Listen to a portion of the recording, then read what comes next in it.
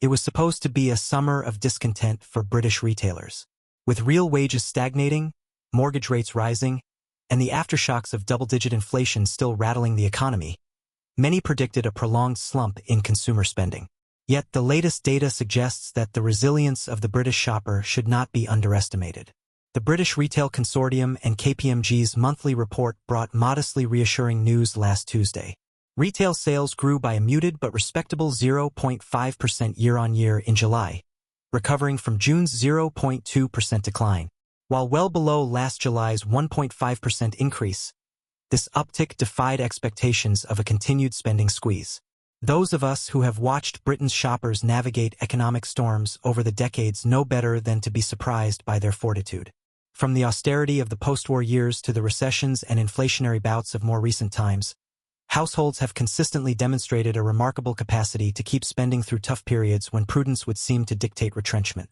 The skeptics will counter that a 0.5% sales rise hardly constitutes a spending boom, especially given the elevated cost backdrop faced by retailers and their customers alike.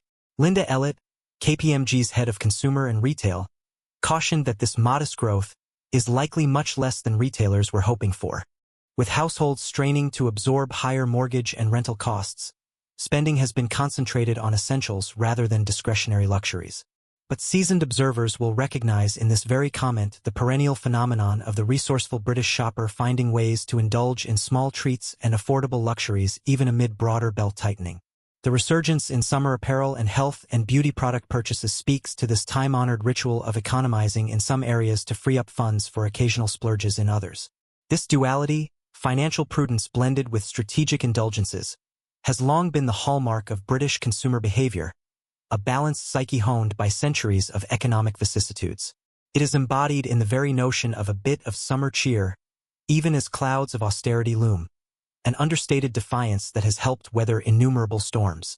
Indeed, it is this nuanced spending pattern that has so often confounded economic projections, with consumers proving more buoyant than anticipated even in bleak circumstances. One recalls the surprise upticks amid the fiscal crises of the 1970s or the resilience during the post-2008 credit crunch. Each time, gloomy forecasts were upended by the shopper's stubborn determination to sustain at least a semblance of normalcy and modest joys. Notably, this steadfastness transcends class lines and regionalities. From the bankers' enclaves to the post-industrial towns, a shared ethic of finding value and responsible pleasures amid hardship has long bound British consumers together in an intangible thread of national character. The skeptics, understandably, will question whether this hardiness can endure the current pressures. After all, inflation has only recently begun to subside from last year's multi-decade peak. Household finances remain strained by the pandemic's grievous economic toll. Prolonged industrial unrest looms. Yet those steeped in Britain's unique consumer heritage will harbor few doubts. Just as their ancestors indulged in the occasional tin of biscuits through the deprivations of wartime rationing, so too will today's Britons seek out humble luxuries and simple daily graces to leaven their challenges. This is not mere nostalgia or romanticism. Empirical evidence supports the case for cautious consumer optimism. Barclays' latest spending data revealed that while overall expenditure dipped 0.3% year-on-year in July, the European Football Championship final gave a discernible boost to pub and restaurant outlays. Health and beauty sales also showed resilient growth. More broadly, the Bank of England's recent interest rate cut should grant beleaguered borrowers a measure of relief in the coming months. Jack Meaning, Barclays' chief UK economist, forecasts this policy easing will lend further momentum to consumer spending through year-end and into 2025. For all the headwinds facing the British shopper, from stubbornly high food inflation to the looming fiscal tightening, these green shoots of spending presage a gradual but welcome revival in the months ahead. To the familiar chorus of economic gloom, the stalwart British consumer appears poised to respond with the measured defiance that has so often confounded predictions. Those of us who have chronicled this saga across decades of tumult cannot feign surprise at such prospects.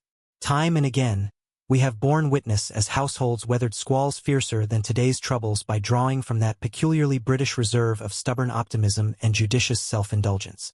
In the gritty determination to stretch pay packets for modest treats and small graces, in the knowing smiles exchanged across shop counters as another round of austerity is endured, in the very ethic of finding value and making do as a point of pride, Here is the spirit that has so regularly subverted economic forecasts.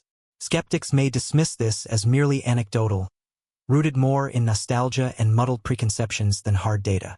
But longtime observers will recognize the wisdom of affording a healthy allowance of optimism when it comes to the British shopper's fortitude and time-tested resilience. Just as prudent households set aside a contingency fund to help them through periodic squalls, so too have the nation's retailers and consumer-facing industries long banked on their customers' ingrained capacity to find silver linings and affordable indulgences even in austere times. This, of course, does not diminish the very real anxieties facing many households as they strain to keep food on the table and make loan payments. Hardship abounds, and the path ahead remains strewn with obstacles and uncertainties. Yet amid the cacophony of economic fears, it would be wise not to ignore that persistent current of defiant optimism that has so often buoyed the British spirit, especially at the retail level. Call it irrational sunny spells if you must, but history has shown this breed of consumer hopefulness and small-scale self-indulgence to be born of a clear-eyed pragmatism honed across generations of adversity. Those of us who have studied and chronicled this phenomenon up close recognize the telltale contours. We have seen the lines for summer sundresses and the impulse cosmetics purchases even as household budgets grew tighter. We have discerned the restraint of shoppers passing on big-ticket durables yet permitting themselves small, affordable luxuries as a psychological salve. In the frugally stylish outfits that still turn heads on Britain's high streets, in the proud thriftiness and savvy bargain hunting that persists even as fortunes improve, in the very idioms of making do and treating oneself, so intertwined as to be inextricable from the national zeitgeist. This is the soul of British consumer identity. To outside observers, it can seem paradoxical, this blending of austerity and small indulgences. How can a nation profess such fiscal rectitude while routinely confounding projections with its dogged lifestyle spending? How to reconcile such evident frugality with the perpetual undercurrent of quiet self-rewards? The answer lies neither in mere profligacy nor in some highbrow academic theory, but in that most quotidian of national traits, the bone-deep understanding that life's tribulations must be balanced with life's modest graces, lest the soul be crushed by relentless privation. In this most British of maxims resides the unifying thread that binds the cautious pensioner indulging in cloud-soft slippers to the judicious professionals secretly splurging on scented soaps and potted succulents. It transcends boundaries of class and region to elevate small affordable luxuries to the plane of psychological necessity. This, at its essence, is the quiet defiance that has so regularly subverted projections of consumer retrenchment in even the direst circumstances. It arises not from obliviousness or hedonism, but from that uniquely British pragmatism that demands small indulgences to help leaven life's tribulations. Thus do we find household after household responding to economic turmoil not with fatalistic despair, but with a familiar two-step ritual: hunker down in some areas, while strategically allocating funds to preserve cherished, affordable graces. Forgo the Mediterranean holiday perhaps, but allow for the little self-rewards of a new summer dress or cologne, a crisp novel or boardwalk treat. It is a dance between thrift and indulgence that has helped generations of British shoppers retain their quintessential hopefulness through the bleakest of times.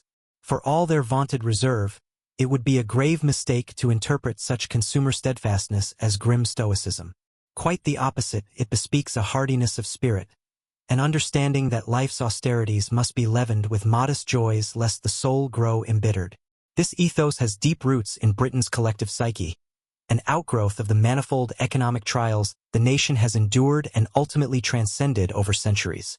From the deprivations of wartime rationing to the privations of the postwar rebuilding years, from the labor unrest and stagflation of the 1970s to the fiscal crises of more recent decades, the British shopper has weathered storm after storm with stubborn cheer. Let the doubters and economic doomsayers cite their dispiriting data points and siren calls of imminent spending collapse. Those who have witnessed this phenomenon firsthand will recognize the folly of underestimating the British consumer's preternatural buoyancy. For it has ever been thus prognostications of retail Armageddon appended by that most mundane yet profound of national character traits: an ingrained determination to maintain at least modest indulgences and straightforward pleasures even in the direst of circumstances. Think back to the grim post-war years, when Britain was left bankrupt by the exertions of defeating fascism, its cities pockmarked with bomb craters and its industrial sinews strained. Rationing persisted for years after the Reich's surrender, hampering economic revival. Yet most families still contrived to set aside precious pennies for simple graces, an orange or two for the children at Christmas time, a pack of playing cards to while away a dreary evening, a fresh bloom from the milkman to lend fleeting cheer to the parlor. In this proud frugality blended with defiantly preserved small joys resided the embryo of the modern British consumer ethos. The seeds were planted, nurtured through successive eras of hardship spanning the inflationary 1970s and the wrenching deindustrialization of the 1980s. We would be wise to recall those grim industrial lockouts and fuel crises, the bread lines and rolling power cuts, the very air stale with dread of social dissolution.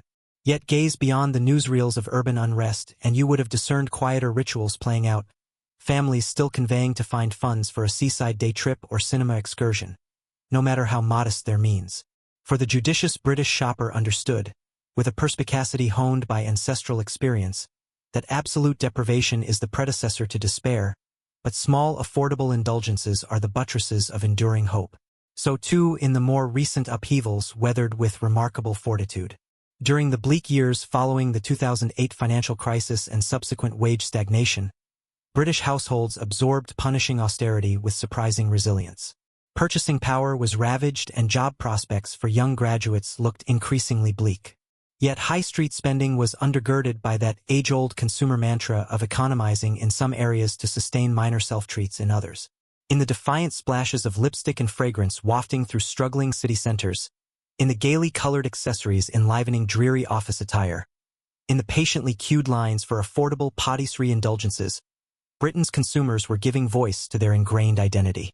Here was austerity underpinned by a steely determination to retain life's modest graces. No matter how lean the circumstances, some small pleasures were to be safeguarded and savored. And now, as Britain's households gird for the latest economic buffeting, the reassuring embers of that age-old resilience are evident once more. Make no mistake, the challenges are daunting, from stubborn inflation and rising mortgage burdens to the looming inevitability of fiscal tightening and public service cuts.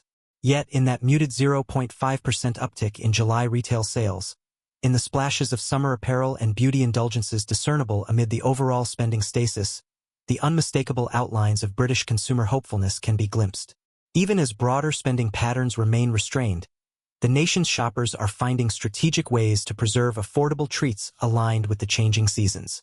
We would be wise to recognize this as the latest chapter in an epic saga of quiet consumer defiance, one stretching back across generations of economic upheaval and privation.